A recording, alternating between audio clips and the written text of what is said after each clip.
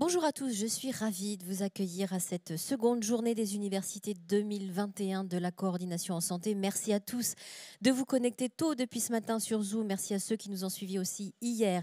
Un programme encore une fois aujourd'hui très riche et très dense avec notamment 2 tables rondes passionnantes. La première qui va démarrer dans quelques instants et puis des ateliers aussi auxquels vous allez pouvoir participer dans la journée.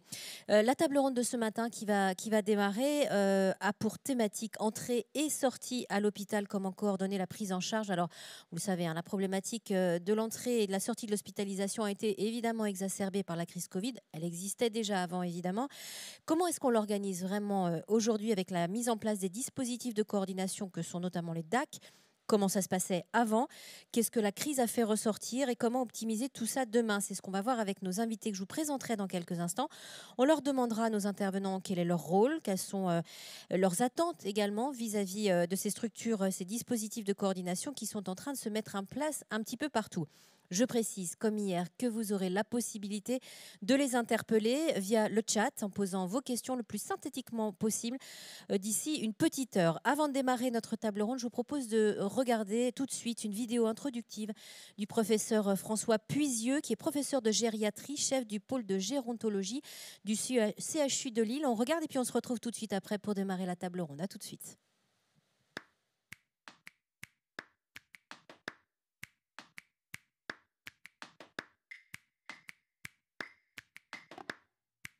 Mesdames et messieurs, bonjour. Merci beaucoup de me donner l'opportunité d'intervenir en introduction de votre table ronde sur l'organisation de l'entrée et de la sortie de l'hôpital.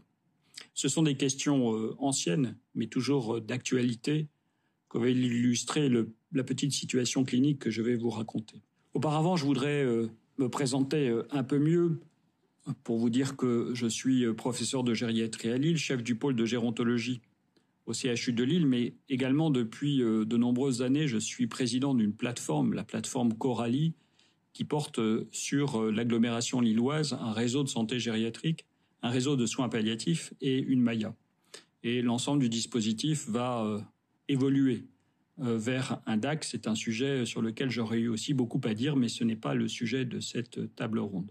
Également sur le plan universitaire, je suis responsable universitaire du master de coordination des trajectoires de santé et du diplôme d'infirmier en pratique avancée. Vous voyez que ces questions m'intéressent au plus haut point. La petite histoire que je voulais vous raconter, c'est celle de Madame D qui a 90 ans et qui vit encore de manière tout à fait indépendante à son domicile et qui vit seule. Elle a, comme toute personne âgée, plusieurs antécédents médicaux et elle prend plusieurs médicaments, mais surtout, elle est porteuse d'une valve mécanique mitrale depuis de nombreuses années, pour lequel elle prend un traitement anticoagulant par antivitamine K. Un jour, malheureusement, elle tombe, elle se fracture le poignet droit et elle est admise aux urgences. Rapidement, elle va être opérée après qu'on ait pris soin de réverser le traitement anticoagulant par antivitamine K et après l'intervention, on prend le relais par héparine, par voie sous-cutanée. Les suites immédiates sont très simples et la patiente sort dès le 4e jour d'hospitalisation. Malheureusement, 2 jours plus tard, elle revient parce qu'elle est anémique, 7 grammes d'hémoglobine, et qu'elle présente de nombreux hématomes superficiels et profonds. On se doute que le relais héparine antivitamine K s'est fort mal passé. La lettre qu'avait écrite un interne de garde de chirurgie à la sortie de la patiente était très concise, comme savent le faire les chirurgiens, se terminant par la phrase sibylline et reprendre le traitement médicamenteux antérieur. Je pense que comme moi, vous serez d'accord avec l'idée que la sortie de Madame D avait certainement été très insuffisamment planifiée et organisée, ou peut-être pas du tout organisée. Est-ce la faute de ce seul interne de chirurgie, particulièrement inconscient du risque? Est-ce la faute de l'infirmière qui était présente ce jour-là, qui a été inattentive ou débordée? Sans doute non. C'est bien sûr un problème organisationnel. Car on sait ce qu'il faut faire pour bien organiser une sortie du patient à risque. Cela a été écrit dans les recommandations publiées il y a 20 ans par l'ANAS et qui, à cette époque, déjà avait inscrit la question de l'organisation de la sortie de l'hôpital dans les critères de certification des établissements de santé. Ce qu'il faut faire a été aussi, je trouve, assez bien résumé dans la checklist de sortie publiée par la Haute Autorité de Santé en 2015. On sait ce qu'il faut faire, mais encore faut-il le faire. Encore faut-il vouloir le faire collectivement. Encore faut-il s'organiser pour pouvoir bien le faire et toujours bien le faire. Et tout cela n'est pas simple. Et je suis, à titre personnel, assez convaincu que pour les situations les plus complexes, il y a place à un référent qu'on pourrait appeler coordonnateur de parcours de santé, qui doit se charger d'organiser entrée et sortie dans ces situations complexes en lien, bien sûr, avec les acteurs de ville. Ce sujet de l'organisation de l'entrée et de la sortie est un sujet ancien, mais c'est un sujet encore d'actualité. En fait, c'est un sujet de toujours et un sujet de tous les jours. Je vous félicite d'avoir retenu ce sujet comme un des thèmes de vos débats et je suis sûr que vos échanges seront riches et productifs. J'y assisterai volontiers et je vous souhaite une très bonne journée de travail. Voilà pour ce témoignage du professeur Puisieux. Comment optimiser au mieux l'entrée et surtout la sortie, l'organisation de la sortie de l'hôpital. On va en parler avec mes invités. Je vous les présente. Sophie Lacourège, bonjour, directrice Relais Santé Pyrénées. Sabine Bell, bonjour, pharmacienne d'officine dans l'Hérault et représentante de l'URPS Médecins d'Occitanie. Alain Guinamant, directeur du centre hospitalier de Carcassonne et membre du bureau régional de la Fédération hospitalière de France, ancien directeur de l'hôpital d'Albi, vous connaissez bien la ville d'Albi. Et enfin le docteur Théo Combe, merci d'être avec nous, également médecin généraliste, président de la communauté professionnelle territoriale de santé du Grand Gaillacois et représentant de l'URPS Médecins d'Occitanie, coordinateur donc du Collège des médecins généralistes. J'aimerais démarrer avec vous, Monsieur Guinamant, quand on a préparé cette session et que je vous ai posé la question du retour de la crise. Vous m'avez dit finalement la crise nous a aidés. Elle a apporté une démonstration supplémentaire de la nécessité de renforcer cette coordination entre les différents acteurs. Est-ce que vous pourriez développer un petit peu ? Alors tout d'abord, merci pour cette invitation. Comme vous l'avez dit, je représente aujourd'hui la Fédération des établissements publics de santé. Et cette question que vous avez inscrite à cette université d'été est effectivement une question d'importance. Alors je reviendrai sur la crise tout à l'heure, parce qu'effectivement la crise a à la fois été une incitation, plus qu'une incitation, une obligation à travailler la coordination. Mais pour revenir au sujet de cette table ronde, j'allais dire que ce sujet, d'ailleurs le professeur Puiseux l'a bien illustré, c'est un double marqueur. Un marqueur organisationnel de la prise en charge des patients, mais un marqueur également, et c'est peut-être le plus important, de la qualité de la prise en charge des patients. C'est au moment de l'entrée et de la sortie d'un établissement de santé, lorsque on constate que pour tout un tas de raisons qu'on évoquera certainement pendant la table ronde, les choses ne se passent pas comme prévu, que ça peut avoir non seulement une incidence sur la qualité, la sécurité de la prise en charge des patients à l'entrée ou à la sortie, mais donc avoir un retentissement sur la qualité et sur l'objectif, qui est d'abord l'objectif principal de la prise en charge des patients. Un marqueur organisationnel, et l'illustration du cas le montrait bien. La prise en charge d'un patient, c'est d'abord une histoire collective, l'histoire collective d'un certain nombre d'acteurs qui sont en lien, plus ou moins en lien, plus ou moins coordonnés, de façon structurée, formalisée ou pas. Et donc ces moments de passage, l'entrée et la sortie, vont permettre d'illustrer si cette coordination fonctionne bien, s'il y a des fluides, ou si au contraire elle nécessite d'être reprise parce que pour un certain nombre de raisons, il y aura des retards à la prise en charge, il y aura des décalages, il y aura parfois même des suspensions de prise en charge au moment de l'entrée. Voilà. Alors pour en revenir à la crise, qui n'est pas terminée, C'est vrai que la façon dont vous organisez les universités d'été en est une illustration. On a pu, alors moi sur le territoire de Carcassonne, on a pu mesurer d'une part l'absolue nécessité de travailler cette coordination entre l'ensemble des acteurs de santé autour de la notion, et là aussi on y reviendra, la notion de parcours de santé. Mais j'allais dire que non seulement ça a renforcé les liens, mais on s'est appuyé sur ce travail de coordination qui était antérieur à la crise, qu'on avait commencé à travailler, et précisément autour de la question des parcours de santé. Sur cette question précisément de la fluidité des parcours des patients, vous me disiez qu'il faut faire attention à bien tenir compte également de la spécificité de chacun des territoires. Alors, il faut tenir compte de la spécificité de chacun des territoires parce que c'est une affaire qui nécessite d'être travaillée sérieusement, formalisée, mais qui doit tenir compte à la fois des acteurs eux-mêmes, donc il y a de leur particularité, de la spécificité des territoires, en même temps que de la spécificité des patients. Parce que finalement, là aussi, l'illustration du professeur Puiseux était très révélatrice. Chaque patient est unique dans la singularité de sa pathologie, de son parcours. Donc il faut réussir à articuler la spécificité des acteurs sur un territoire qui lui-même a ses particularités avec un patient qui a un parcours singulier.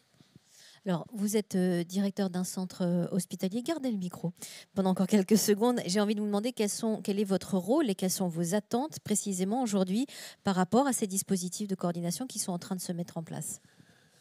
Alors, on est d'abord des acteurs. Voilà, on est des acteurs au même titre que tous les autres acteurs d'un territoire. Je pense que c'est très difficile de tirer des conclusions. Je reviens à la crise parce que je pense que la crise, tout le monde s'entend à dire aujourd'hui que plus rien ne sera comme avant. J'ose espérer que ce sera le cas, mais en tout cas, c'est notre affaire d'abord à nous en tant qu'acteurs. Donc, on est des acteurs. La particularité au sein d'un établissement de santé, c'est qu'il faut gérer, c'est qu'il faut avoir en tête en permanence deux choses. Les questions d'organisation interne, puisque l'entrée et la sortie, entre l'entrée et la sortie, il y a un parcours en interne au sein d'un établissement. Il faut aussi s'assurer de la coordination, de la bonne organisation de la prise en charge des patients au sein de l'établissement. Mais ce qui conditionne également la qualité de la prise en charge des patients, c'est ce qui s'est passé avant et ce qui se passera après. Voilà. Donc, je pense qu'aujourd'hui, les établissements de santé ont fait ce constat, sont résolument engagés dans ce travail d'articulation des acteurs de santé sur un territoire.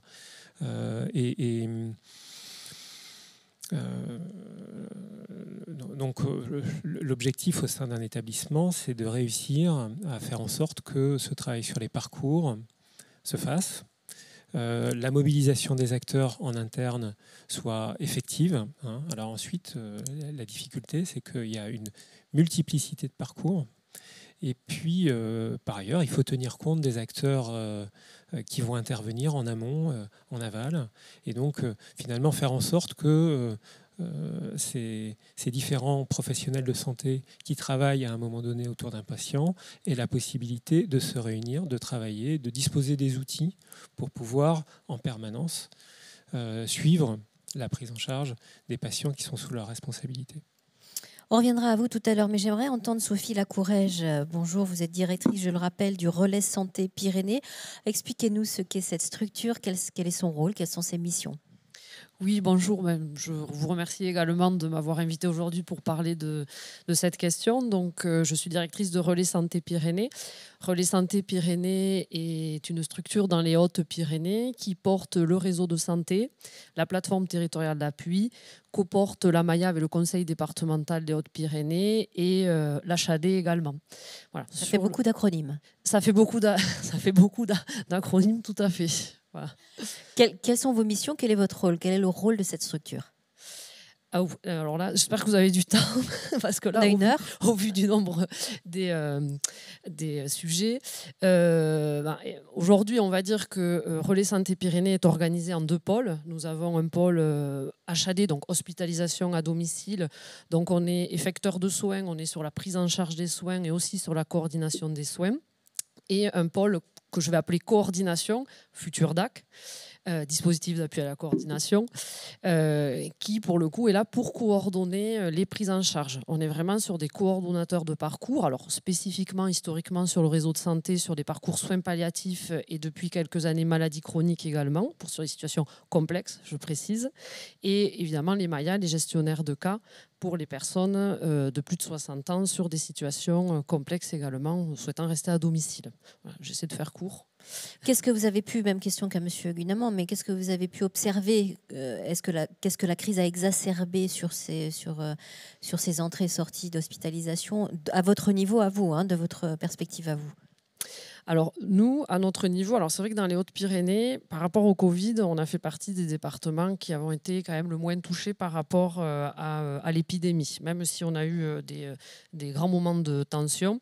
Nous, ce qu'on a pu voir, ce qu'on a pu mettre en place par rapport à ça, c'est l'ARS a impulsé la mise en place d'une cellule d'appui aux sorties d'hospitalisation dans tous les départements d'Occitanie. Nous sommes saisis de la mise en place de cette cellule en disant c'est le moment ou jamais de mettre en place une cellule d'appui aux sorties d'hospitalisation Covid. Donc nous avons pu réunir tous les acteurs et tous les acteurs ont été motivés, se sont investis dans cette cellule. Alors quand je dis tous les acteurs, nous avions à la fois des professionnels de santé libéraux, qu'ils soient membres d'une CPTS ou pas. Nous avions les acteurs des établissements de santé, nous avions la CEPAM, les structures d'appui à la coordination comme la MAIA, le réseau, l'HAD, etc. Donc nous avons pu nous mettre tous autour de la table et se dire, voilà, maintenant on a une crise, on a des difficultés de sortie d'hospitalisation, comment on fait, comment on s'organise concrètement? Donc on a identifié les besoins. Donc évidemment, je vais pas c'est pas un scoop. Mais quels sont-ils ces besoins? C'est ça qui est intéressant. L'échange d'informations entre la ville et l'hôpital, donc ça c'est pas un scoop, tout le monde le connaît. Et il y avait également une problématique, il y a toujours une problématique également au niveau des urgences sur les personnes âgées ou les personnes en soins palliatifs en fin de vie. Voilà. Donc sur notre territoire, c'est ce qui a été identifié. Donc, fort de ces constats-là, on a mis en place deux groupes de travail. Un groupe de travail qu'on a appelé Aval, pour les sorties d'hospitalisation complexes, c'est-à-dire pour travailler sur la préparation des sorties d'hospitalisation dans les services. Et un groupe de travail qu'on a appelé Amont, qu'on n'a pas encore démarré, qui va démarrer là, sur justement les entrées aux urgences. Sur ce groupe de travail Aval, concrètement, est-ce que vous pouvez nous donner par exemple un exemple très parlant de choses que vous allez mettre en place, que vous avez mis en place? Alors on a commencé à travailler au mois de décembre, puisque cette cellule a été mise en place au mois de décembre. Le groupe de travail a commencé en janvier. Donc on a eu 6 réunions. Je ne vais pas vous cacher que sur 6 réunions, nous en avons passé 4 à faire tomber les a priori de chacun. C'est-à-dire que pendant 4 réunions, chacun a dit ce qu'il avait à dire. Pourquoi vous sortez les patients le vendredi soir? Nous ne pouvons pas prendre en charge les patients le vendredi soir. Les infirmiers, nous avons besoin de la charge en soins. Nous avons besoin des traitements. Les choses se sont dites. Les choses se sont dites pendant 4 réunions. Et après, pendant 2, nous avons pu travailler sur une fiche d'appui aux sorties d'hospitalisation qui s'est d'ailleurs inspirée du DLU et de fiches existantes, puisque c'est pas nouveau ce type de fiche. Mais qu'est-ce que ça va apporter pour le patient, concrètement? Alors, pour le patient, aujourd'hui, l'objectif de cette fiche, ce n'est pas uniquement de faire une fiche. Derrière, on va mettre en place une cellule expérimentale dans des services de l'hôpital de Tarbes et de la polyclinique de l'Ormeau. Comme disait M. Puzieux, avec une cellule composée d'une infirmière et d'une assistante sociale qui auront pour mission d'aller préparer les sorties d'hospitalisation. Parce qu'aujourd'hui, on ne peut pas demander à des organisations, comme l'a dit M. Guinamant, où effectivement il y a une organisation interne, des filières, des choses à mettre en place, de pouvoir passer ce temps de préparation aux sorties d'hospitalisation. C'est un temps qui n'est pas valorisé aujourd'hui très clairement. Donc cette fiche va être éprouvée, testée par ce binôme qui va avoir pour mission d'aller dans les services. Ce binôme sera sollicité par les services et aura pour mission d'aider les services à sortir les patients, à aider aux sorties, préparer les sorties pour les patients en situation complexe. Voilà. Tout le débat a été de se dire quel patient complexe. Parce que comment on identifie la complexité aussi? Alors, après de nombreux débats, on avait identifié des échelles pour la complexité et finalement, les professionnels dans les établissements de santé, nous ont dit mais non, la complexité, on la connaît quand on a les patients qui arrivent dans les services. On voit que cette situation va être complexe. Bon. Donc, pour le moment, on n'a pas remis en place une échelle d'évaluation. On s'est dit, OK, on va tester, on va passer en mode expérimental. Donc, on va voir, parce que je pense que ça va être un service assez intéressant. Et l'idée, ce n'est pas de se faire, que cette cellule non plus se fasse emboliser sur toutes les situations. Voilà, c'est vraiment pour les situations complexes, pour éviter les réhospitalisations, pour que la personne retourne convenablement au domicile et ne soit pas réhospitalisée quelques jours après parce qu'on a oublié d'adapter le domicile, par exemple. Voilà. On reviendra à vous tout à l'heure. Je voudrais qu'on passe la parole au docteur Théo Combe, s'il vous plaît. Docteur, quand on a préparé cette table ronde, vous m'avez dit, au sujet de la crise sanitaire, la crise a fait ressentir des besoins en termes de coordination ou simplement d'information. Oui, bonjour à toutes et à tous. Je crois que quand on parle de l'hospitalisation, qui est un moment particulier dans le parcours du patient, il y a 3 acteurs qui sont concernés. Il y a le patient qui vit une expérience particulière quand même, cette hospitalisation, qui a des besoins et des désirs. Il y a l'équipe hospitalière et il y a l'équipe de santé de proximité. Et chacun de ces 3 acteurs a des besoins et a des désirs par rapport à cette hospitalisation. La difficulté, comme vous le disiez, c'est la coordination et si on veut rester modeste, c'est la communication pour commencer. Et là, nous le savons tous, il y a des déficits importants dans cette communication. Lors de la crise Covid que vous évoquez, c'est vrai qu'on a eu un certain nombre de réunions, nous aussi, sur ce territoire, dans le Tarn, en essayant d'avancer sur certains sujets. Par exemple, aujourd'hui, il est compliqué pour un médecin de ville qui appelle le 15 d'envoyer un document, par exemple un électrocardiogramme, de manière sécurisée. Alors on va nous dire sur ce mail, sur ce fax, mais bon, je crois qu'on est en 2021 et que nous devrions utiliser des outils numériques sécurisés. Oui. Et voilà, avec une efficacité plus grande. Alors, il en existe. Vous m'avez dit que vous croyez beaucoup en Spico. On peut expliquer ce qu'est Spico? Oui, alors Spico, c'est un outil justement de communication entre professionnels du sanitaire, mais aussi du médico-social et du social, qui a été choisi dans la région Occitanie par le groupe e-santé Occitanie et les différents partenaires et l'ARS. Bon, toutefois, nous sommes qu'au début du déploiement, mais vous avez raison de dire que j'ai un grand espoir dans son utilisation, avec la chance que ce soit peut-être un moyen de communication assez universel dans la région. C'est typiquement un outil qui permet d'envoyer en toute confidentialité des documents médicaux, comme vous le disiez à l'instant, d'un médecin vers le SAMU, etc. Ça existe quand même. Il y a déjà aussi la messagerie sécurisée de santé, Medimail dans notre région, qui était assez pionnière dans ce domaine.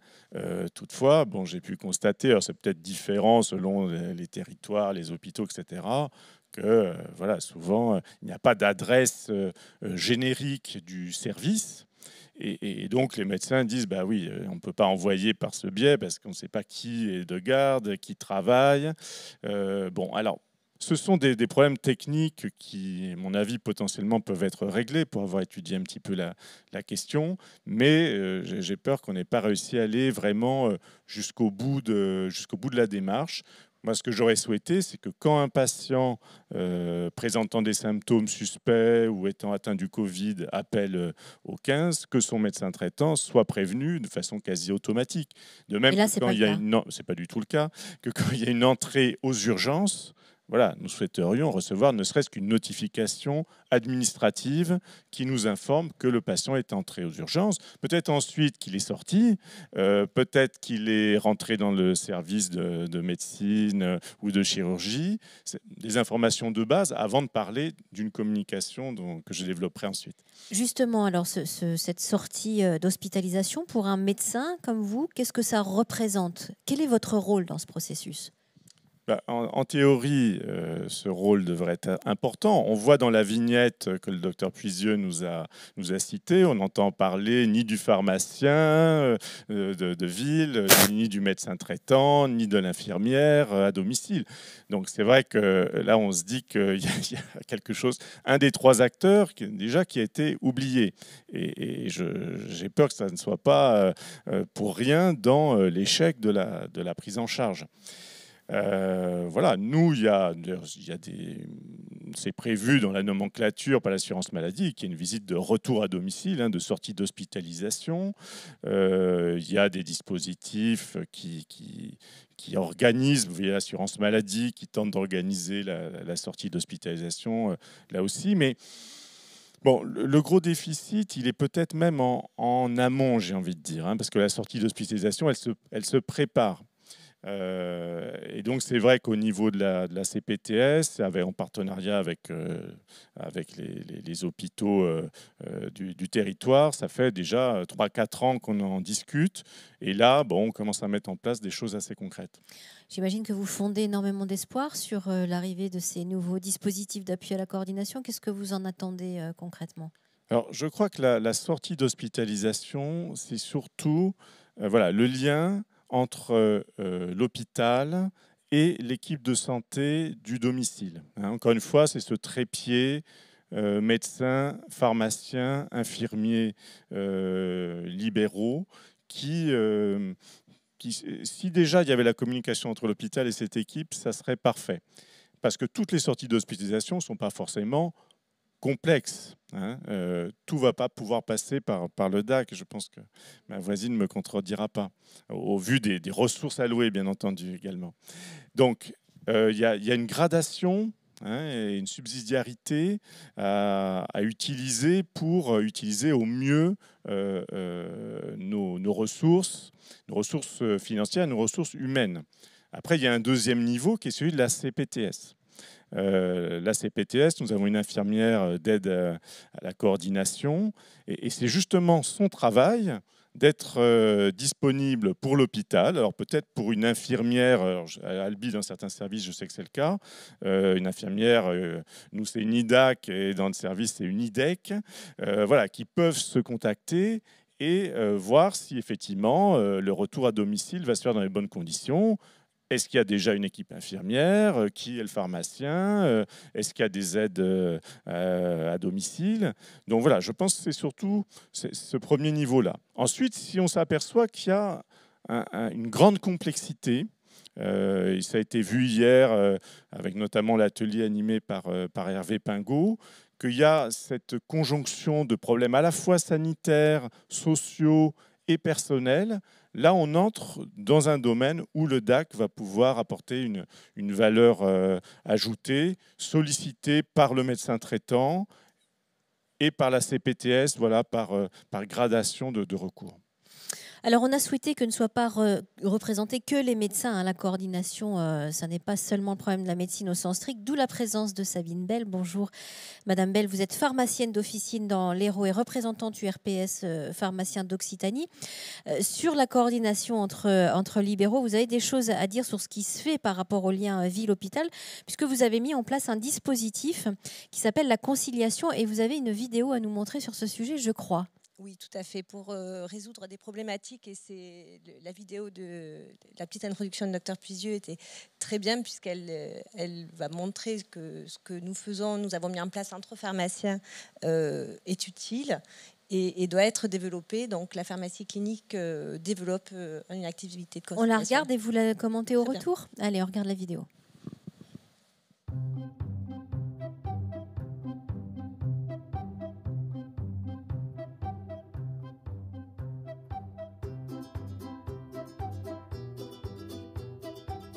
Dans quelques jours, je me fais opérer. Je ne suis pas ravi, mais ma fille me dit que ça ira mieux après. Ça m'inquiète un peu, mais il faut le faire. J'ai une nouvelle prescription avant l'hospitalisation.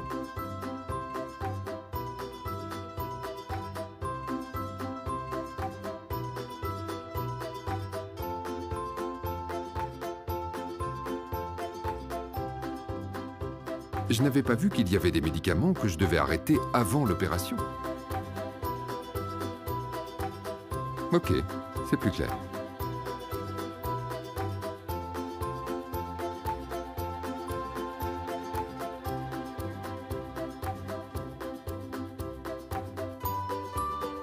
Il y a un pharmacien à l'hôpital.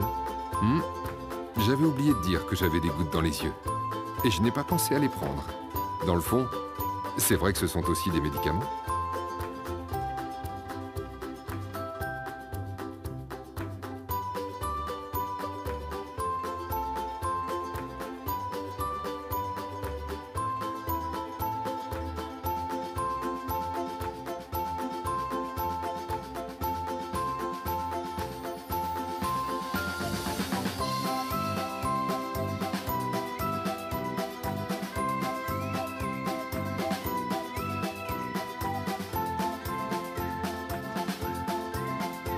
Je préfère ne garder que ce qui est désormais prescrit.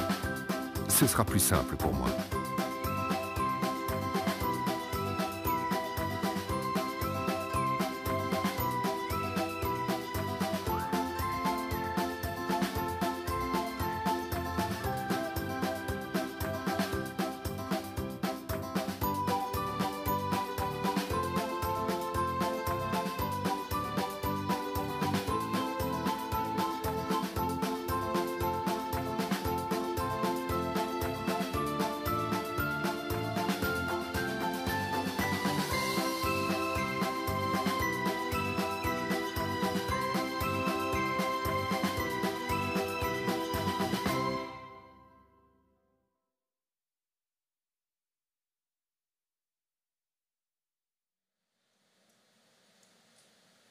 Voilà qui montre bien l'importance du rôle du pharmacien dans ce processus.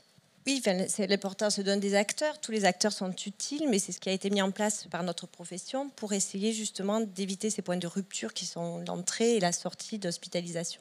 Donc effectivement, le lien est fait par des pharmaciens hospitaliers qui sont développés à l'hôpital grâce aux ressources qui ont été allouées, directement dans les services, qui prennent contact avec les officinaux pour avoir les traitements précis. Et derrière, en sortie, de plus en plus, ils essayent de nous donner la liste des traitements de sortie avec des explications concernant les arrêts. Donc c'est fait dans de plus en plus d'établissements. C'est vraiment une voie de recherche et de progrès. Et c'est très bien. Oui, parce que le pharmacien, c'est généralement le premier relais avant même le médecin traitant. On va chez son pharmacien dès qu'il y a un problème. Sur des sorties d'hospitalisation, comme l'exemple qui a été donné, souvent, effectivement, le pharmacien d'officine, s'il a l'information, peut avoir un rôle à jouer sur des points de transition. Qu'est-ce que vous avez pu observer, vous, en tant que pharmacien, pendant cette crise sanitaire sur ces différents processus? Alors, c'est vraiment, je pense, de la coordination qui s'est mise en place un peu par nécessité. Et effectivement, une grande solidarité dans toutes les professions. Ça nous a resserré les liens entre infirmiers et médecins. Effectivement, ce trépied, les kinés également ont parfois souvent un rôle à jouer sur les prises en charge de patients à domicile. Ça nous a permis de communiquer, d'apprendre à nous connaître, de faire tomber des barrières entre les professions, des représentations. C'était très important et ça a amené quand même une meilleure connaissance des autres professionnels, du rôle de chacun, de la solidarité et de l'entraide. On n'a pas encore parlé de l'éducation thérapeutique du patient, qui est aussi quelque chose de très important et d'essentiel dans ce processus. Oui, effectivement. Alors, pas forcément pendant la crise, mais ça, c'est une voie de développement à venir. Je pense que l'éducation thérapeutique du patient, elle doit se faire à tous les niveaux. Elle se fait beaucoup à l'hôpital, et c'est très bien. Elle se fait de plus en plus en ville. Alors, chacun avec, à son niveau, avec ses capacités, avec le temps qu'on peut lui consacrer. Mais ça se développe de plus en plus. Enfin, sur les études de pharmacie, c'est intégré maintenant. La formation est intégrée dans les études, et chez les infirmières, ça fait bien longtemps aussi. Qu'est-ce que l'arrivée de dispositifs comme les DAC va changer pour vous dans votre rôle de pharmacien? Je rebondis sur ce qu'a dit monsieur Théocombe. C'est effectivement, pas tous les parcours sont complexes. Ça va être très utile, je pense, pour justement ces parcours complexes. Mais il y a aussi tout plein de niveaux, surtout sur les sorties hospitalières, où il faudra ramener quand même de l'information. Je suis tout à fait d'accord avec ce qui a été dit, c'est que l'information devrait être quasiment automatisée en sortie d'hospitalisation. Et en entrée, effectivement, je pense que nous aussi, on peut amener des informations à l'hôpital qui aideront à la prise en charge. Sophie Lacourèche, quand est-ce qu'on fera appel au DAC? À quel moment? Parce qu'on l'a dit tout à l'heure, le DAC n'a pas forcément son rôle à jouer toujours. Non, tout à fait. Non, tout à fait. Le DAC n'est pas là pour intervenir tout le temps, à tout moment. Vous avez raison. Le DAC, c'est vraiment pour des situations complexes. Alors, je ne vais pas redébattre de la complexité, ce n'est pas le lieu. À partir du moment où la situation est vécue complexe, quel que soit l'âge, quelle que soit la pathologie, le DAC devra être sollicité. Alors, le DAC... Qui va solliciter le DAC? Tous les professionnels et acteurs d'un parcours de santé et les usagers. Voilà, c'est le dispositif d'appui à la coordination a vocation à répondre à tous les professionnels, que ce soit en institution, que ce soit à domicile, dans les établissements de santé et les usagers. Monsieur Guinamant, pour quelles raisons est-ce qu'une sortie d'hospitalisation ne se passe pas bien? Quels sont les facteurs qui font que ça ne se passe pas bien? Quels sont les cas que vous avez peut-être observés? Comment répondre à cette question? Tout à l'heure, je disais que l'entrée et la sortie, c'est un marqueur, un révélateur. Ensuite, là, c'est pareil, je vais reprendre des généralités. La coordination, l'organisation, ça se construit dans le temps, mais on va dire c'est un travail de Sisyphe. Tous les jours, il faut reprendre les choses. Et je trouve que Théocombe illustre très bien la complexité de la question en disant qu'il faut réussir à articuler le rôle de ces trois acteurs fondamentaux que sont les acteurs hospitaliers au moment de la prise en charge d'un patient. Si possible, et lorsque c'est possible, que cette prise en charge ait été anticipée, organisée en amont, que ce soit d'ailleurs au niveau de l'entrée comme au niveau de la sortie, parce que l'un des schémas idéaux de la prise en charge des patients en établissement, c'est au moment de son arrivée, on sait déjà à peu près ce qui va se passer dans son parcours, durant son séjour, et à quel moment il sera en mesure de sortir, et de quelle façon il pourra sortir, et quelles seront les informations qui seront transmises en particulier à son médecin traitant. Et puis, il y a donc ces exercices de coordination, je le disais, c'est au moment où on constate ces accidents de parcours, à l'entrée, à la sortie, une entrée qui ne peut pas se faire, une entrée différée, un patient qui, idéalement, aurait dû être pris en charge de façon organisée et qui, finalement, va être adressé aux urgences, va attendre aux urgences, ne sera pas pris en charge correctement, ne montera pas dans le bon service parce qu'il n'y a pas de place dans le service, va rester à l'hôpital plus longtemps que prévu, et au moment de sa sortie, on va s'apercevoir que finalement les conditions de sa sortie, pour des raisons qui ne sont pas forcément liées à son état de santé, ne sont pas réunis, et donc il va rester plus longtemps à l'hôpital, et son séjour plus long que prévu à l'hôpital va engendrer pour lui des effets secondaires, ce qu'on appelle entre autres des effets iatrogènes qui sont directement liés non pas à sa pathologie mais à son séjour hospitalier. Voilà. C'est vraiment un ensemble de choses. Donc il faut réussir à articuler non seulement le rôle de ces acteurs, mais comprendre également, et c'est tout à l'heure vous parliez de ces temps d'échange qui commencent par le déballage des représentations que chacun des acteurs se fait sur les autres, illustrées à chaque fois par des exemples concrets. Voilà. Les médecins traitants vont reprocher à juste titre à l'hôpital, je dis à l'hôpital d'un point de vue général, parce que parfois c'est difficile d'identifier précisément à qui on a affaire, que ça ne s'est pas forcément bien passé pour des patients qui suivent, et à l'inverse, des hospitaliers, des spécialistes ou des urgentistes vont reprocher aux médecins. Bon, bref. Et on va dire que là aussi, c'est un point de passage obligé. Mais c'est aussi une façon de reconnaître les contraintes en termes d'organisation que chacun des acteurs a dans son exercice professionnel. Les médecins traitants qui sont pris par le temps, qui ont besoin d'informations qu'ils n'ont pas forcément, qui, lorsqu'ils vont adresser un patient à l'hôpital, parfois ne savent pas s'y prendre. Lorsqu'on échangeait en préparation de la table ronde, je vous ai expliqué tout le travail qu'on avait entrepris avant la crise. Alors voilà, je voulais en venir à ça, parce que vous avez mis en place un certain nombre d'initiatives localement sur le territoire de l'Aude. On a mis en place un travail, mais au départ, on va dire que le point de départ, ça a été un échange entre les représentants du RPS médecins à l'échelle de la région Occitanie et la FHF. Pour reprendre, là aussi, le professeur Puiseux l'évoquait tout à l'heure, un sujet qui est aussi vieux que l'hôpital et le système sanitaire, c'est-à-dire les relations entre la ville et l'hôpital.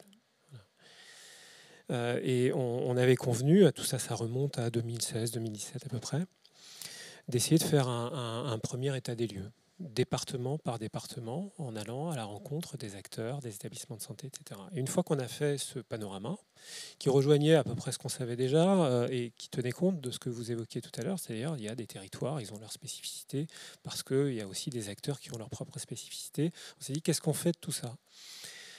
Et donc, on a décidé de prolonger ce panorama en sollicitant des territoires. Alors, on a retenu les territoires des groupements hospitaliers de territoire. Vous savez, dans la région Occitanie, il y a 14 groupements hospitaliers de territoire pour 13 départements, en demandant à la fois aux représentants des établissements de santé publics et aux acteurs de santé des URPS, l'URPS médecin, mais pas que, il y avait l'URPS pharmacien, enfin bref, toutes les unions régionales, d'essayer de travailler de façon très concrète cette question-là pour améliorer la relation entre la ville et l'hôpital. Dans l'ouest du département de l'Aude, on s'est porté candidat et on a commencé à travailler. Et lors de la première rencontre avec nos collègues de la ville, on s'est dit comment on va faire. Le sujet est tellement vaste qu'il faut peut-être se donner des objectifs concrets, très opérationnels, avec une ambition qui est raisonnable et limitée. Et on a décidé de se pencher sur des parcours. Et là aussi, le sujet est extrêmement vaste. Et on s'est dit, bon, on va commencer par un parcours. On a retenu le parcours du cancer du sein sur le territoire de l'Ouest audois, ne serait-ce que parce que c'est une vraie problématique de santé publique. Voilà. Et pour point de départ, on a décidé d'abord là aussi de faire un état des lieux. Lorsque, à un moment donné, une femme, dans la relation avec son médecin traitant,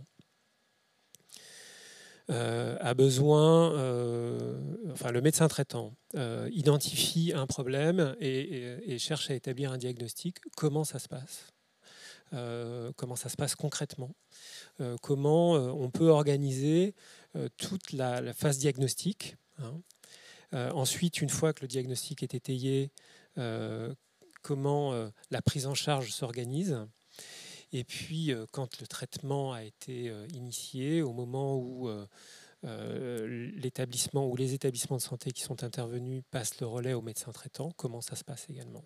Voilà, donc on a fait ce travail d'identification, de cartographie, de représentation aussi de l'ensemble des acteurs.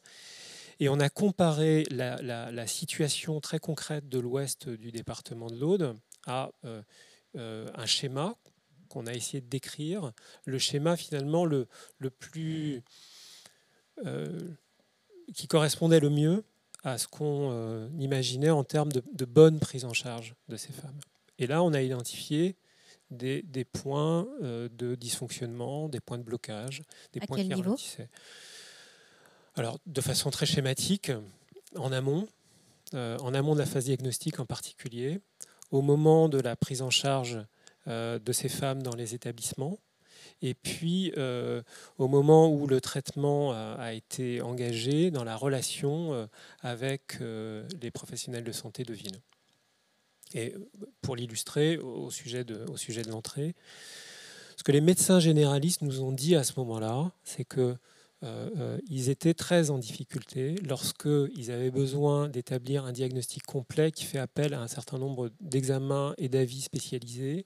Ils ne savaient pas comment s'y prendre pour appeler l'hôpital, quel était le bon interlocuteur, mais de façon très concrète, la personne, le numéro de téléphone, la façon dont on allait pouvoir s'y prendre. Et comme il est nécessaire, sur un temps très court, en essayant de limiter au maximum le moment de la sollicitation et le moment où le diagnostic est étayé, ils nous ont dit, en gros, on nous demande à nous d'organiser le parcours hospitalier, c'est-à-dire de prendre le rendez-vous avec l'oncologue, de prendre le rendez-vous avec la napathe, avec la radio, etc.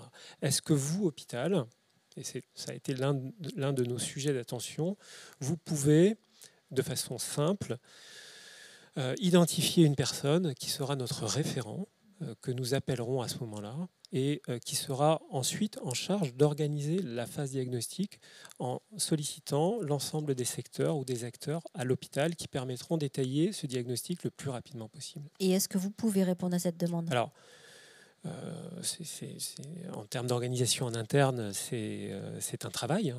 Et c'est vrai que ça nous a un peu bousculé aussi, parce que ça nous a mis aussi devant nos propres difficultés et devant nos propres failles. Et on a décidé de se concentrer là-dessus. Alors c'était intéressant parce que ce parcours-là, ou cette difficulté-là, on peut la retrouver sur un grand nombre de parcours différents autour de la cancérologie, mais pas que. Voilà. Donc on a travaillé, on a mis en place un certain nombre de choses. Alors je n'évoquerai pas l'ensemble des sujets que ça avait permis à la fois de révéler et sur lesquels on a travaillé.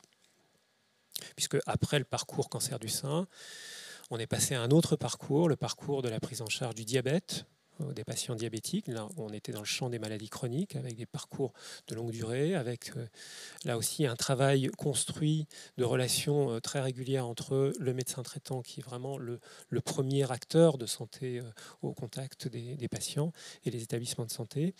Et puis au moment où la crise est arrivée, alors c'était une pure coïncidence, mais peut-être pas que, après tout, on avait décidé de travailler sur la question des soins non programmés, des soins urgents. Alors, on l'a compris, tout ça fait tomber un petit peu, décloisonne un petit peu tous les services. Je vous fais réagir à ce que vient de dire M. Guinamant, M. Combe. Oui, mais ce que vient de dire Alain Guinamant est vraiment important, et le travail qu'il décrit est un travail important, essentiel, et je souhaite qu'on puisse bien sûr le continuer dans les années à venir entre la FHF et l'URPS Médecins Occitanie, et puis ensuite de manière, en même temps, tout ça se passe en même temps. C'est vrai qu'on vit une période de profond changement, de profond remaniement, de profonde mutation, où un certain nombre de dispositifs sont mis en place de manière concomitante, et il faut les articuler. C'est à la fois difficile, à la fois enthousiasmant. Alors, j'ai envie de réagir sur ce que vous venez de dire, M. Guinamant.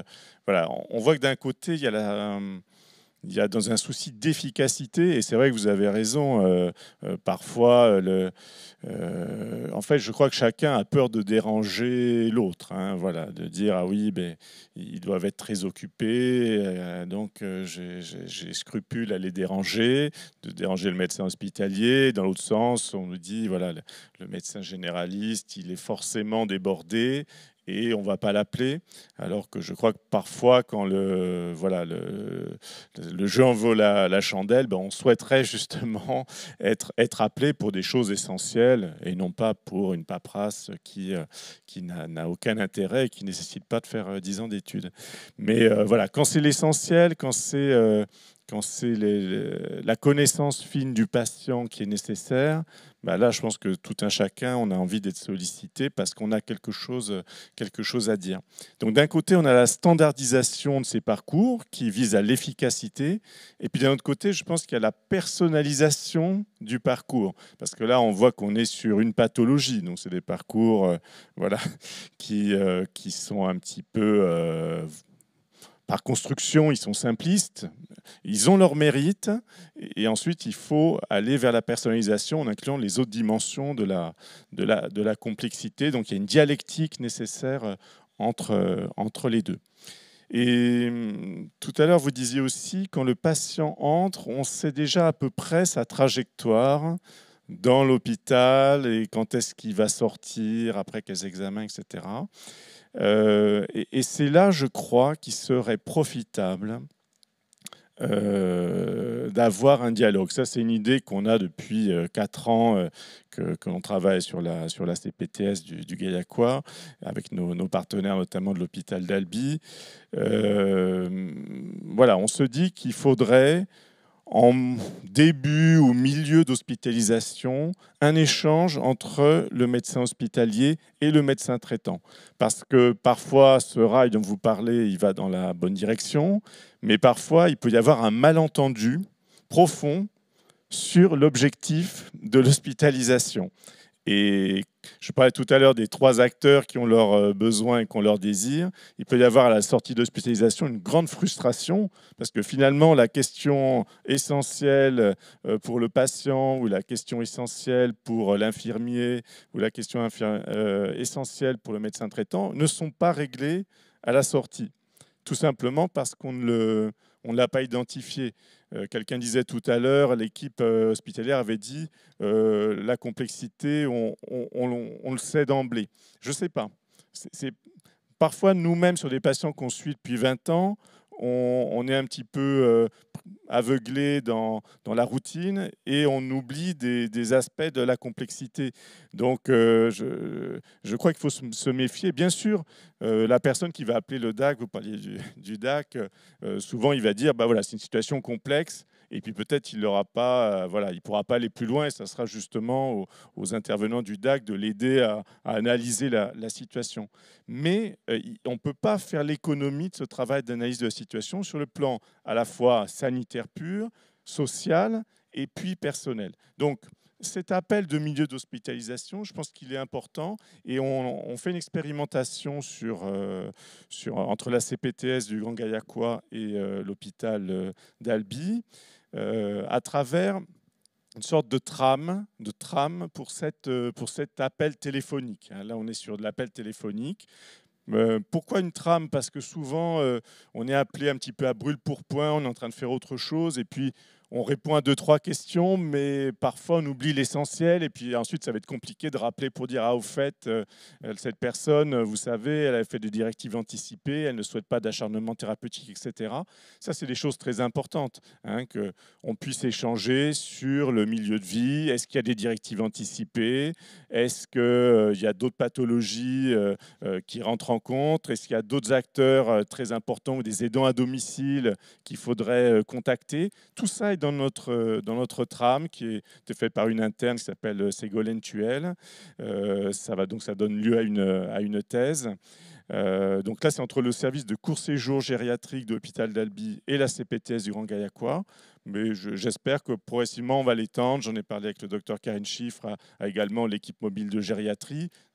Là, dans des situations où la complexité est toujours là. Et donc cet appel au médecin traitant, il doit pouvoir être tracé sur le système informatique de l'hôpital pour qu'on ait toutes ces infos posées sur la table et que du coup, on discute ensemble de quel est l'objectif de l'hospitalisation. Et ensuite, discuter de l'aval. Est-ce qu'il y a une équipe infirmière? Est-ce que le pharmacien va bien être prévenu, recevoir peut-être l'ordonnance automatiquement de la part de l'hôpital avant que la personne sorte?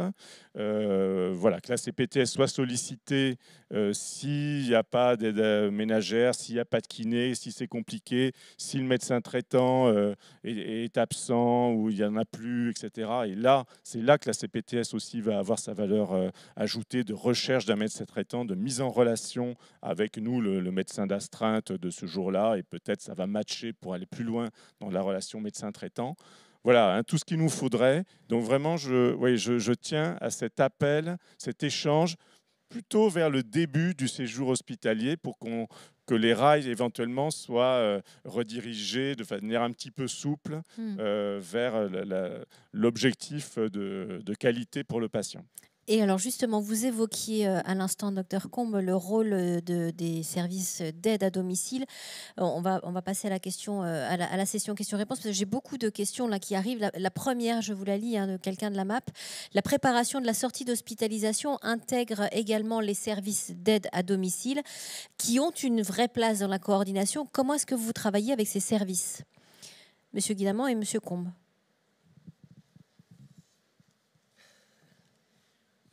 Alors, précisément, je ne pourrais pas répondre. Je voudrais dire simplement, dans la suite de l'échange qu'on a eu avec Théo Combe, là, je vais faire une très grande généralité. Chacun des acteurs de santé veut bien faire, mais ça ne suffit pas. Voilà, c'est ça le problème, en fait. C'est comment faire en sorte qu'on réussisse à articuler le rôle et la place de chacun. Alors, tous les acteurs qui participent à un moment donné à la bonne prise en charge en sortie d'hospitalisation des patients doivent être effectivement considérés, inclus pour que les choses se passent du mieux possible. Et tout à l'heure, je disais, on appelle ça, alors j'ai horreur de cet anglicisme, des bed blockers. Dans les hôpitaux, les patients qui restent plus longtemps que prévu, qui ne peuvent pas sortir, alors même que... Bloquent les lits, c'est ça? Voilà, alors même que leur état de santé leur permet de sortir, de rentrer chez eux. On les appelle des bed blockers. C'est horrible, hein, mais voilà, c'est le terme qui est repris. Et souvent... c'est justement parce qu'on n'a pas forcément à l'hôpital appréhendé, anticipé les conditions de la sortie, de la prise en charge. Lorsque quelqu'un va rentrer chez lui et n'a plus la possibilité de se déplacer comme il faudrait et que son domicile n'est pas adapté, les assistantes sociales le savent très bien, et ben, il va rester tant qu'on n'a pas trouvé une solution alternative pour lui ou qu'on n'a pas aménagé son logement, ou alors qu'on n'a pas réussi à solliciter les appuis qui permettront à domicile de faire que la personne rentre dans de bonnes conditions. Sophie Lacourage, vous avez peut-être, Madame Lacourage, quelque chose à dire sur cette question? Oui, tout à fait. C'est là où le DAC a toute sa plus-value, puisque aujourd'hui, le DAC intervient opérationnellement parlant sur ces situations-là. C'est-à-dire que le rôle du DAC est vraiment là pour aider les acteurs. Alors, je voulais le dire tout à l'heure, le DAC, pour moi, il intervient à deux niveaux. Il intervient d'un point de vue opérationnel, c'est-à-dire que c'est un dispositif qui peut informer, orienter, qui peut également intervenir sur des situations complexes et dans les établissements de santé pour sortir les patients, pour aider les services justement et les services sociaux, parce qu'il y a des assistantes sociales dans les établissements de santé qui font très bien leur travail et des fois elles ont besoin d'aide aussi et du temps pour pouvoir organiser ces sorties-là, notamment pour les services d'aide à domicile. Il y a une autre mission du DAC, et je souhaitais en parler, qui est la structuration des parcours. Aujourd'hui, le DAC, alors moi je suis à côté de vous, mais en fait, le DAC, c'est votre dispositif. C'est-à-dire, aujourd'hui, le DAC, c'est le dispositif des professionnels de santé, c'est le dispositif des institutions. Charge à chaque professionnel d'investir ce dispositif, les institutions également, et d'en faire ce qu'on veut. C'est-à-dire que on va dire que la mission du DAC prioritaire, ça va être de pouvoir mettre tout le monde autour de la table aussi et que tout le monde puisse travailler ensemble et impulser des dynamiques. Parce que vous avez des dynamiques dans vos territoires et vous en parlez. C'est vrai que lorsqu'on a des initiatives et des dynamiques locales, on a la chance d'avoir ces initiatives et dynamiques locales. Mais lorsqu'on ne les a pas, comment on fait? Comment on fait pour mettre autour de la table professionnels de santé libéraux, hospitaliers? Comment on accède à un directeur d'hôpital? Enfin, c'est pas simple. Alors que le DAC peut permettre ça, peut fluidifier ce type d'échange et permettre d'impulser d'autres actions. Voilà, je voulais le préciser par rapport aux missions du DAC. important. Une remarque de Jean-Michel Bruel de France Asso Santé Occitanie. Si on veut que la confiance du patient dans son médecin référent ne soit pas altérée, les résultats de cette conciliation médicamenteuse devraient être discutés avec ce médecin référent. Je crains que ce ne soit pas la règle. Théo Combe, est-ce que vous voulez réagir à cette remarque ? C'est évident que la coordination, elle doit inclure tous les acteurs concernés, d'autant que voilà, le médecin traitant, de par le Code de la santé publique, a cette mission de coordination du parcours de soins du patient et a voilà, un parcours, une formation qu'il a fait passer par l'hôpital et puis ensuite dans le système de santé ambulatoire qui lui permet d'avoir une vision globale du système de santé. C'est pour ça qu'il faut 10 ans pour faire un médecin. C'est surtout au-delà des connaissances que probablement on a oubliées en grande partie, c'est surtout une expérience de ce système de santé pour en déjouer quelque part les biais, parce que ce système de santé, il peut nous mener très loin. À la fin d'un compte-rendu de radio, il y a souvent peut-être à compléter par une IRM, et ainsi de suite, et ainsi de suite. Et ça peut être sans fin. Le sucre dépasse un petit peu. Est-ce qu'il faut aller au CHU en diabéto ? Non. Voilà, il faut s'orienter dans le système et l'utiliser de manière proportionnée, adaptée à la personne dans sa globalité. Donc je crois que là, il y a une expertise dont il serait dommage de se passer. De plus en plus, on se parle entre pharmaciens de ville et médecins. On va être amené là dans les semaines qui viennent justement à mettre en musique aussi tout un tas de protocoles de coopération parce que je crois qu'on peut justement utiliser l'expertise médicale de manière plus voilà, utiliser le temps médical de manière optimale et travailler de plus en plus en équipe. Vous l'avez dit, la crise Covid nous a amené à nous parler beaucoup plus. Alors, moi, j'ai la chance d'être sur un territoire où la CPTS était déjà lancée depuis longtemps et on avait déjà l'habitude de travailler ensemble, de se rencontrer et donc on était déjà dans cette dynamique qui a été renforcée. J'espère que c'est le cas dans le plus de territoires possible et en tout cas au niveau des URPS aussi. Voilà, on est dans cette démarche-là de renforcer ce dialogue. Sur les CPTS, il y a un guichet inter-URPS voilà, qui construit ces CPTS partout en Occitanie. J'espère qu'en 2022, toute la région sera maillée, ça c'est très, très important. Voilà, sur notre sujet d'aujourd'hui qui est l'hospitalisation, je crois qu'il y a beaucoup d'efforts encore à faire, mais je crois que tous les acteurs en sont conscients depuis longtemps. Vous le disiez en introduction, Monsieur Guinaman. Je crois que maintenant, on a des outils aussi informatiques qui vont nous permettre de formaliser les choses au-delà des affinités entre les uns et les autres, du dynamisme des uns et des autres. Voilà, on peut passer à l'étape suivante et je suis assez optimiste sur ce point. Alors, je voudrais qu'on entende Sabine Bell en réaction à ce que vous venez de dire sur cette dynamique qui se met en place. Est-ce que vous le ressentez à votre niveau, vous aussi ? Ah oui, effectivement, cette crise nous a déjà propulsés vers les CPTS d'emblée. Ça a impulsé une dynamique dans les territoires qui n'avaient pas été encore couverts par les CPTS ou qui n'avaient pas encore été impulsés, parce qu'on a vraiment ressenti un besoin de coordination et de se parler, de communiquer. Et juste pour répondre à Monsieur Bruel, en ce qui concerne les conciliations d'entrée à l'hôpital qui sont faites entre pharmaciens hospitaliers et officinaux, c'est plutôt une liste des traitements.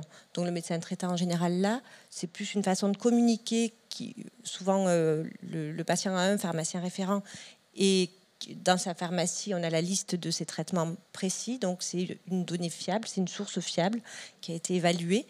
Et c'est pour ça que ce sont les pharmaciens d'officine qui sont bien souvent appelés en complément des ordonnances portées par le patient ou de ses propres dires. Donc là, c'est plus de la sécurisation du traitement.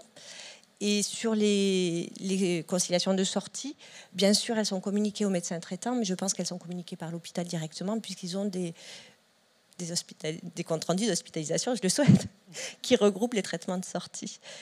Donc c'était juste un apport de l'hôpital vers les pharmaciens de ville qui jusqu'à présent n'avaient rien. Donc ça, et ensuite, c'est pour rebondir là-dessus, il y a des bilans de médication qui peuvent être faits par des pharmaciens d'officine, et là, à ce moment-là, c'est indépendant de l'hospitalisation, et évidemment, c'est communiqué aux médecins traitants, c'est l'objectif, c'est juste des voies d'amélioration, enfin, ou des remarques, ou quand on sent un patient un peu perdu avec ses traitements, des courriers que nous pouvons faire aux médecins traitants, et c'est assez différent de la conciliation. Un complément, docteur Combe. Oui, les bilans partagés de médication, c'est aussi un sujet important sur lequel on travaillait. J'ai dirigé une thèse où Philippe Sestac, que vous connaissez, du REIPO, était au jury. Et on a tenté de travailler sur les représentations aussi des uns et des autres pour avancer sur cette question. Je pense que c'est la leçon globale de nos constats, c'est que tous les regards apportent quelque chose pour le patient.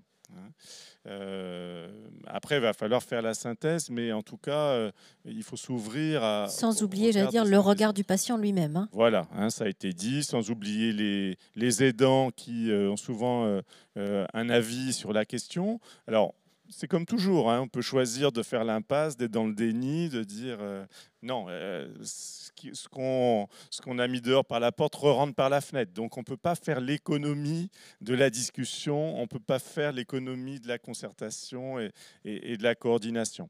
Ce que vous disiez, alors oui, on voit le traitement d'entrée et on voit le traitement de sortie dans la lettre de sortie. Malheureusement, vous le savez, la lettre de sortie, elle est souvent un petit peu décalée. Ça, c'est un premier problème, mais bon, je pense que tout le monde travaille à l'améliorer. Et ensuite, il n'y a pas toujours l'explication de pourquoi le traitement a été changé. Et ça nous manque parfois. Et on se dit, est-ce que le médicament il a été changé pour une bonne raison ou il a été juste oublié ? Donc ça, c'est souvent le point d'interrogation qui nous reste. Alors, je comprends que pour nos confrères hospitaliers, ça nécessite d'écrire encore plus de choses, pour le coup.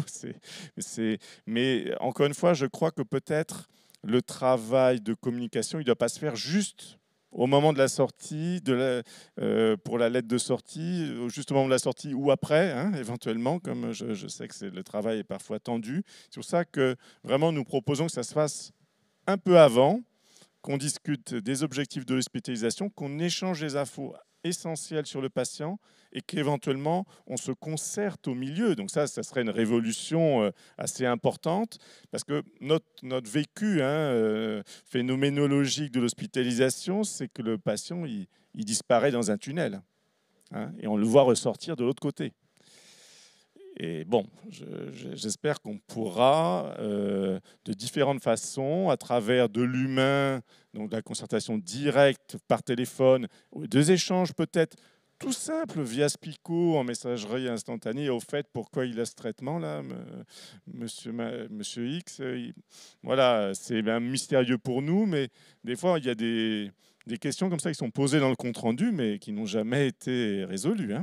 Et même, on pourrait imaginer, je sais qu'il y a certains groupements hospitaliers qui l'ont expérimenté, que le médecin traitant puisse aussi accéder au dossier médical au cours de l'hospitalisation pour voir où on en est du parcours. Et comme je vous dis, je pense qu'on peut optimiser encore les choses pour que le parcours hospitalier soit encore plus utile. Parce que, comme vous dites, parfois, le patient, il reste dans le lit parce que la scintigraphie cardiaque est dans 3 jours, etc.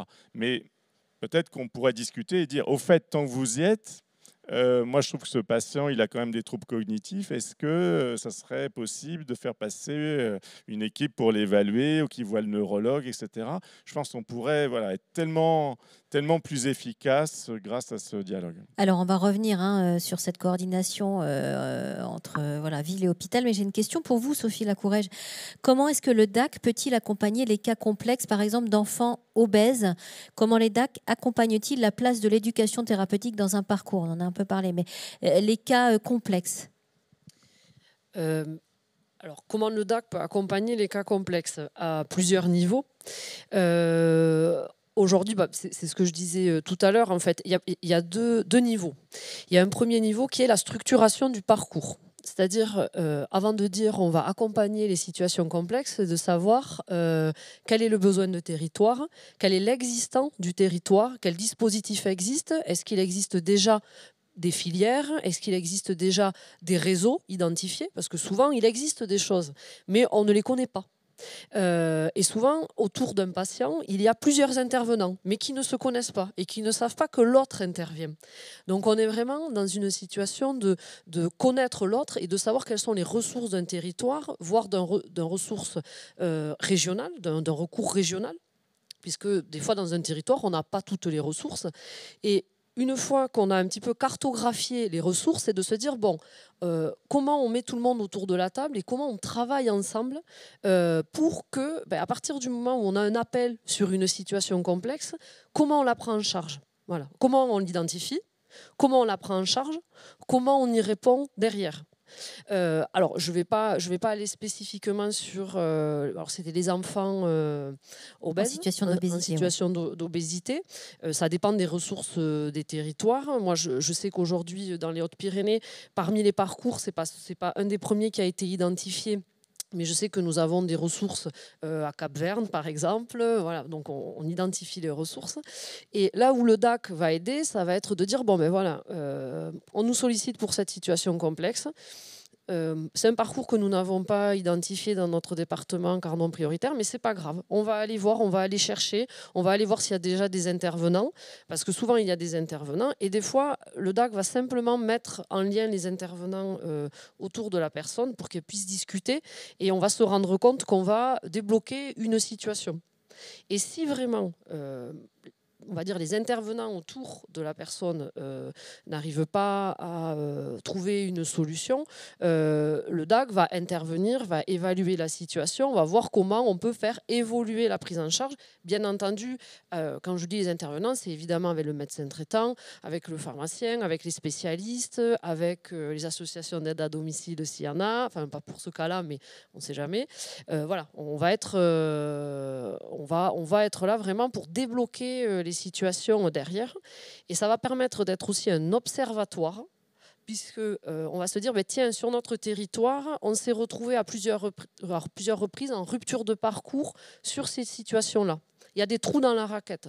Donc l'idée après derrière, dans le DAC, puisque je dis vraiment le DAC, c'est un dispositif des acteurs du territoire, ce n'est pas une structure à côté, j'insiste là-dessus, c'est un lieu neutre où vraiment les acteurs du territoire doivent s'investir.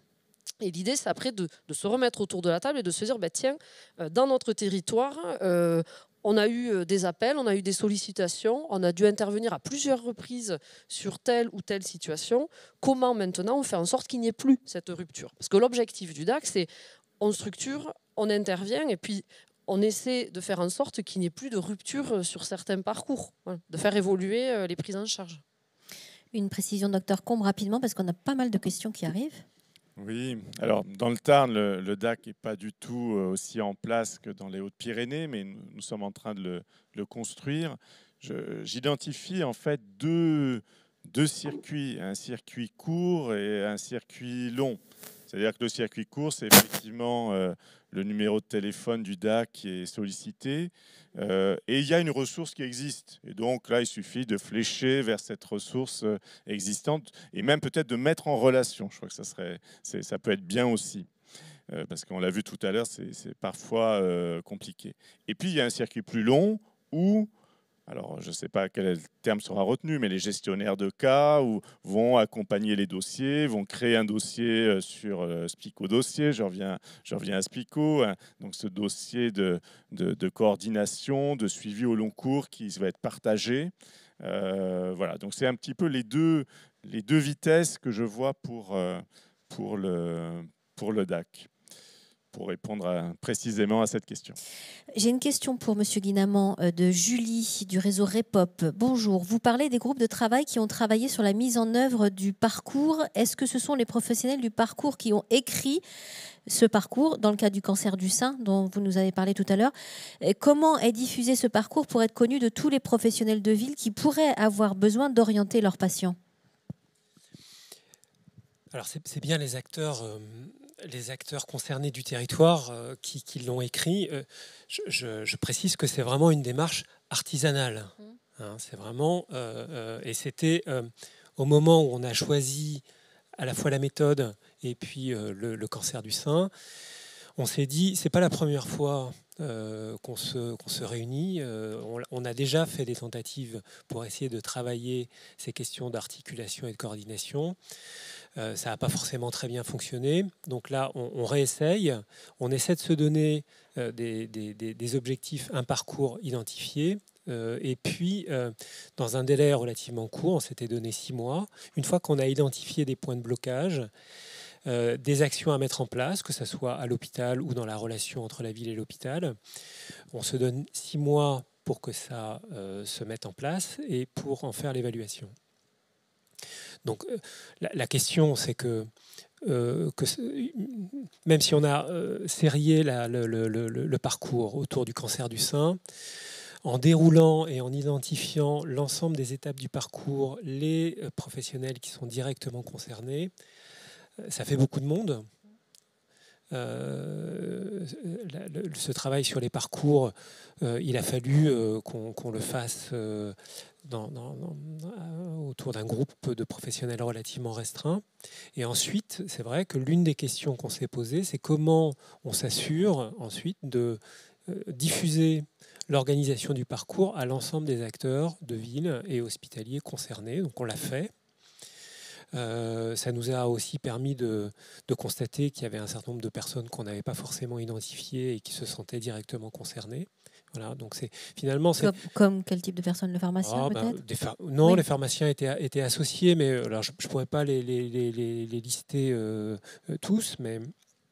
vous dire également que c'est un processus itératif, c'est-à-dire que c'est pas parce qu'on l'a décrit à un moment donné que 6 mois plus tard, il ne faudra pas l'actualiser, le mettre à jour, communiquer à l'attention des nouveaux professionnels qui sont arrivés. Donc c'est vraiment, on parlait tout à l'heure de représentation. Moi, je dirais pour les hospitaliers, c'est à la fois une conviction forte. Et puis, l'un des rôles que je me suis fixé en tant que directeur d'établissement, je pense que c'est un changement de paradigme, cette histoire. Voilà. On parle depuis si longtemps d'hospitalocentrisme. Je pense que la forteresse hôpital s'est rendu compte, alors peut-être à la faveur de la crise, qu'on était un maillon important dans les parcours de santé, mais qu'un maillon simplement, une étape dans les parcours. Je rajouterais quand même, tout à l'heure je parlais de contraintes, que la crise sanitaire et tous les efforts qui ont été entrepris n'a pas complètement effacé ce qu'on vivait auparavant, c'est-à-dire la crise hospitalière. La crise hospitalière, c'est à la fois la crise démographique, c'est la crise économique, c'est la crise organisationnelle. Donc comment est-ce qu'on réussit à faire en sorte que l'hôpital, maintenant qui se représente comme étant un maillon au sein de cette chaîne, travaille dans l'articulation entre les acteurs de ville autour de ces situations particulièrement complexes. C'est pour ça qu'on est très attentif et on veut aussi jouer notre rôle dans la mise en place du DAC pour les départements de l'Aude. On est en plein dedans là en ce moment. Voilà. Donc ensuite, une fois qu'on a dit ça, il faut à la fois s'adapter, faire en sorte que l'ensemble des parcours soient travaillés, pris en charge, établir un cadre qui permettra à chacun de s'y retrouver et de jouer pleinement son rôle. Et vous l'avez dit tout à l'heure, je pense qu'il ne faut pas oublier non plus les patients eux-mêmes. Théo Combe parlait donc des acteurs de ville, des acteurs hospitaliers et du patient. Je me souviens que Christian Saoud, qui a été président de AIDE, disait et revendiquait à juste titre que le rôle, la place très importante des patients dans la construction de leur propre parcours. Il faut, pour les hôpitaux, on a commencé à le faire, bien sûr, on est tenu de le faire, d'abord écouter ce qu'ils ont à dire de leur parcours hospitalier, et en particulier de ce qui s'est passé au moment de l'entrée pour eux et de leur sortie, et en tenir compte, mais ensuite faire en sorte que le patient soit à la fois le mieux informé, mais pourquoi pas le co-constructeur de son propre parcours. Ça semblerait logique, évidemment. Une question sur le DMP, le dossier médical partagé. Qu'en est-il du DMP? C'est une question de Catherine Egeman. Qu'en est-il du DMP qui était propre à chaque patient? Ces infos partagées auraient pu être le lien nécessaire de la ville-hôpital. Malgré les lois autour des échanges et partages des infos et le cadrage de l'équipe cercle de soins, on constate que l'usage entre les professionnels des 3 champs, sanitaires, MS et social, ne se développe pas, malgré les outils numériques existants. Théo Combe voulait réagir, et puis Madame Lacourage, et puis peut-être Sophie Bell aussi sur cette question du DMP. Oui, alors DMP, outil ancien, hein, ça fait 20 ans qu'on entend parler du DMP, qui n'a jamais vraiment décollé, en effet. On peut le regretter pour certaines missions, c'est-à-dire que tout à l'heure, je parlais des infos sur quelles sont les pathologies du patient au niveau sanitaire, un petit schéma de ses conditions de vie sociales, et puis ensuite ses choix personnels. Est-ce qu'il y a des directives anticipées? Ça pourrait être très bien dans le DMP. Et malheureusement, pour notre question de ce jour, qui est l'entrée à l'hospitalisation, je crois savoir que le DMP n'est pas consulté, très peu par la régulation du SAMU non plus.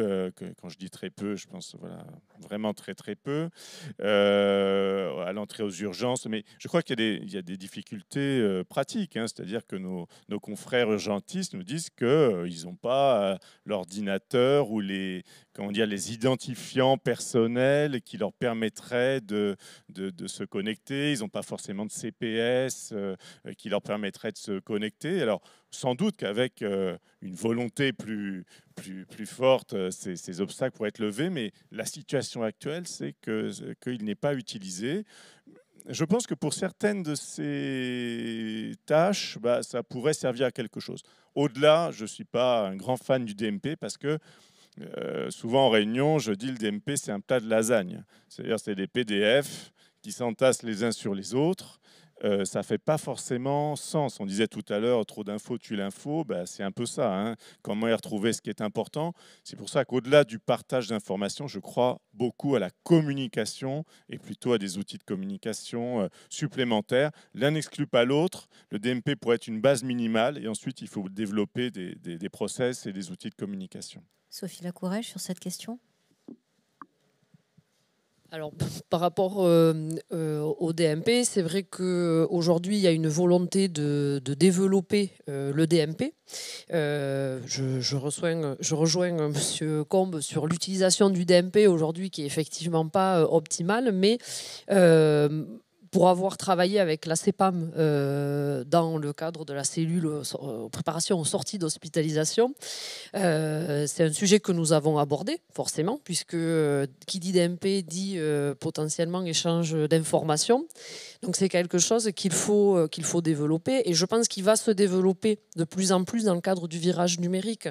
Aujourd'hui, on a des projets comme Open Hôpital Numérique, où on finance aussi des développements de logiciels qui ont pour indicateur la connexion au DMP et l'alimentation du DMP.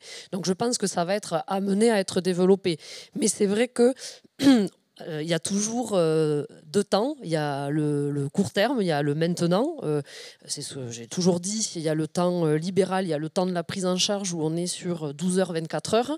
Et il y a le temps de développement institutionnel où on est sur du plus long terme. Donc, à court terme, c'est vrai qu'un outil comme Spico va pouvoir permettre d'échanger plus vite, plus rapidement des éléments.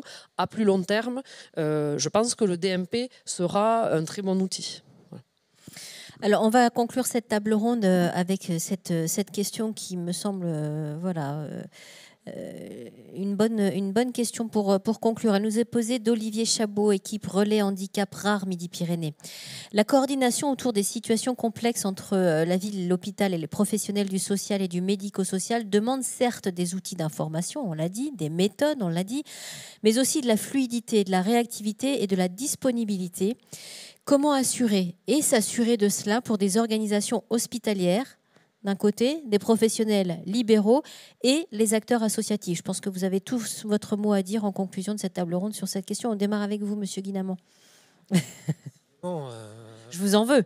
Non, c'est pas ça. C'est que oui, j'allais dire que donc j'évoquais tout à l'heure ce changement de paradigme. Enfin, changement de paradigme, c'est peut-être un bien grand mot, mais je pense qu'aujourd'hui, les établissements de santé sont tous engagés dans ce travail parce qu'ils ont compris justement que l'organisation du parcours, c'est d'abord une condition sine qua non pour la qualité des soins aux patients. Voilà.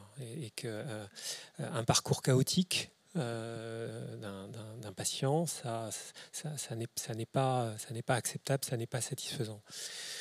Donc, à notre niveau, dans les établissements de santé, on veut travailler justement sur la façon dont on peut permettre cette fluidité, cette réactivité. La coordination, vous en parliez tout à l'heure sur les DAC, finalement, on a convenu que pour travailler cette question d'organisation très complexe, il fallait qu'elle soit incarnée, parce que ça n'est pas la main invisible. Voilà, les acteurs de santé ayant leurs propres contraintes, même s'ils sont convaincus de tous vouloir faire du mieux possible, eh bien, ça ne marche pas comme ça. Donc il faut l'incarner. De la même façon, à l'hôpital, il faut être en mesure de pouvoir identifier des personnes qui sont à la fois des personnes ressources et qui vont agir sur ces questions qui permettent à un moment donné d'anticiper la prise en charge d'un patient à l'hôpital, si possible, par exemple, d'éviter son passage par les urgences. Tout à l'heure, Théo Combe évoquait le rôle des équipes mobiles de gériatrie. Et les équipes mobiles de gériatrie, certaines d'entre elles, moi je l'ai vu fonctionner dans certains établissements, sont un peu une tour de contrôle. Ils sont identifiés par les acteurs de la ville comme étant des interlocuteurs pour permettre, entre autres, d'éviter à un moment donné à une personne âgée de passer par l'intermédiaire des urgences parce qu'on n'arrive pas à joindre un spécialiste et à organiser de façon planifiée sa prise en charge hospitalière pour un bilan général. Voilà. Donc, s'assurer qu'à l'intérieur de l'hôpital, il y a des personnes dont c'est le travail d'organiser à la fois le parcours à l'intérieur de l'établissement, mais d'être également la personne identifiée de l'extérieur pour permettre cette fluidité, cette réactivité. Sophie Lacourège, fluidité, réactivité, disponibilité, ce sont les garants pour une bonne mise en place des DAC ? Oui. Alors, moi, je vais parler à deux niveaux parce qu'il y a la réactivité en ville, d'abord, c'est-à-dire en amont de l'hospitalisation, c'est-à-dire que le DAC peut être aussi une ressource qui peut être sollicitée pour éviter les hospitalisations, puisque il est là aussi pour activer le bon dispositif au bon moment, puisque le DAC, bien évidemment, ne se substitue pas à l'existant, on est bien d'accord. Des dispositifs existent, l'idée, c'est de mettre tout ça en musique. Donc, il y a d'abord une réactivité, une anticipation à avoir en amont et pouvoir répondre rapidement en 24-48 heures. Donc, ça, c'est le défi des DAC et d'intervenir rapidement pour éviter, voire pour permettre un maintien à domicile lorsqu'il faut intervenir. Et en établissement de santé, c'est pareil. Je pense que le DAC peut être une aide dans les services pour les situations complexes, pour aider à la préparation des sorties. Et là, c'est pareil, il faut être alors en réactivité, mais en anticipation. C'est-à-dire qu'on ne peut pas préparer une sortie le jour J. Ce n'est pas possible. Par contre, 3 jours avant, on peut. Donc ça, c'est aussi être réactif et c'est aussi empêcher les réhospitalisations derrière. Après, les DAC doivent être de toute manière réactifs, doivent pouvoir répondre rapidement aux demandes des professionnels et des usagers dans un second temps. Docteur Combe, vous disiez que l'année 2022, vous formez un vœu, que l'année 2022 soit l'année de la mise en œuvre de vos réflexions sur tous ces sujets. On y est dans quelques mois, là. Oui, tout à fait. Alors, juste sur la réactivité, effectivement, la réactivité à l'hôpital, ça ne peut pas être juste le passage par les urgences, comme vient de le dire Alain Guinamant, ça peut être une plateforme d'aide à l'hospitalisation sur Albi. Serge Foursens et le docteur Pascal Carivin ont souhaité le mettre en œuvre, parce que vous le disiez, parfois il y a des difficultés de ce côté-là. Et aussi, c'est l'idée de pouvoir communiquer directement avec des praticiens de différentes spécialités, peut-être leur poser des questions via un dispositif Spico éventuellement. Il y a la téléexpertise qui peut aussi mettre de l'huile dans les rouages et faire gagner du temps, parce que c'est pas forcément un rendez-vous dans 6 mois qui sera d'ailleurs peut-être dans 6 mois ça sera trop tard, comme vous disiez, il faut de la réactivité. En ville, la réactivité, bon, je pense qu'elle est dans la communication de l'équipe de santé primaire.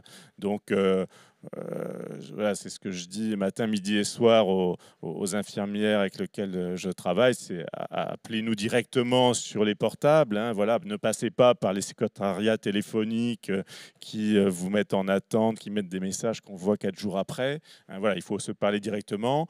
Voilà, si les médecins ne veulent pas donner leur numéro de téléphone portable, c'est plutôt via des applications type Spico, encore une fois. C'est pareil entre les médecins et les pharmaciens, il faut qu'il y ait une communication la plus directe possible, s'il n'y a pas à passer par un secrétariat qui va tout freiner, donc il faut être rapide et réactif. Ensuite, le médecin, il a le droit d'être en formation, d'être en réunion, peut-être aux universités de la coordination, voire en vacances, parce que bon, s'il tombe en burn-out, ça ne va pas améliorer la démographie médicale. Donc, il faut aussi organiser la continuité des soins. Alors bien sûr, c'est au sein d'un cabinet, c'est au sein d'une MSP, mais c'est aussi au sein des CPTS. Donc on a cette mission aussi que nous avons mis en place au sein de la CPTS du Galacois plus d'un an, parce que, étant donné la crise Covid, ça nous semblait vraiment crucial. Et donc là, il y a d'autres personnes qui jouent un rôle de pivot, notamment le secrétaire, l'infirmière d'aide à la coordination, et qui vont assurer une continuité et vont savoir ensuite aller chercher le médecin d'astreinte ou alors rechercher le médecin traitant pour lui dire là, c'est vraiment important, l'info qui est noyée au milieu de tous les messages, est-ce que vous m'avez ressorti tel ou tel papier? Voilà, non, c'est cette info-là qui est urgente et qu'il faut prioriser. Donc voilà, il y a toute cette réactivité aussi à avoir, nous, en ville, pour permettre le maintien à domicile des patients. Parce qu'effectivement, s'il se passe 24 heures, 48 heures sans qu'on réagisse, ça finit à l'hôpital. Il y a aussi le fait que tous les acteurs adhèrent à la démarche. Pour qu'il y ait un maintien à domicile, souvent, c'est dans le cas de la fin de vie. Il faut qu'il y ait une famille qui soit... faut bien sûr la volonté du patient, numéro 1. Mais ensuite, il faut que l'entourage soit d'accord, qu'il y ait un consensus, qu'il ait compris les enjeux. Et puis, il faut que les infirmières soient d'accord, il faut que le pharmacien soit réactif, il faut que le médecin soit joignable. Et là aussi, je crois qu'il faut qu'il donne des coordonnées directes. Voilà, il y a toute cette cohésion d'équipe à faire.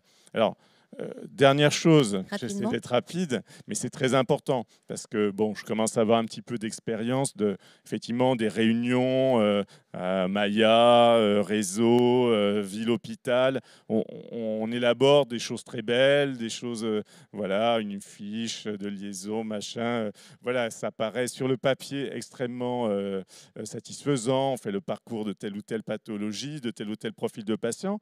Mais comme vous dites, comment les gens sont au courant et comment ils s'en emparent. Et c'est là, encore une fois, où je crois que la CPTS, dans sa dimension de communauté, permet progressivement de faire une acculturation générale. Les gens se connaissent, et c'est pour ça que je peux me permettre de dire, au fait, tu as téléchargé Spico ou pas? Voilà, il faudrait s'y mettre, je t'envoie la facilitatrice pour t'aider à démarrer, parce que voilà, on est passé au tutoiement, parce qu'on se connaît individuellement, qu'on a fait des réunions où il y avait un buffet, voilà, où on a dansé, etc. Oui, à la fin du centre de vaccination, là, on a fait tout le printemps, on s'est arrêté au mois de juillet. Voilà, il y a aussi du festif, il y a aussi du vivre vivre ensemble pour donner de la cohésion. Et dans nos réunions, il y a aussi les services d'aide ménagère, il y a aussi tous les acteurs du social, de la ville, du CCS qui nous a beaucoup aidé pour le centre de vaccination.